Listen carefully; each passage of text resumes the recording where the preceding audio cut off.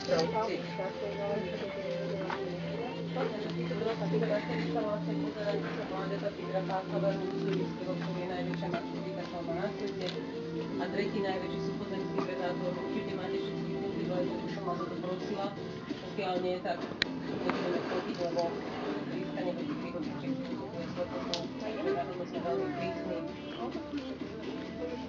Dospelostní tieto tigričatá budú mať na krátke vzdialenosti vyvinú rýchlosť okolo 50 až 55 km za hodinu, ktoré spoločne vychovávajú mláďata, lovia a delia sa o korisť.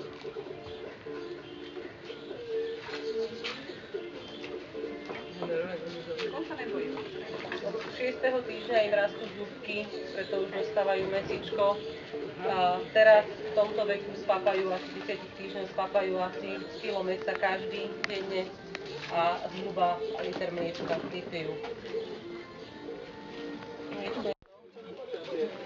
A na krátke vzdialenosti teda dokážu behať 50 až 55 km za hodinu a pokiaľ sú v plnej rýchlosti, tak ich skoky merajú. Koľko merajú skoky v plnej rýchlosti? Čo by ste povedali? Keď tu zaspávate, tak vás musím zamestnať trošku. Koľko? To ste im dopriali 7 až 10 metrov. Áno. To říkám, že tady volky jsou... Babi sa kúpu teraz, tak on má pauzu. Luna se byla vycikať.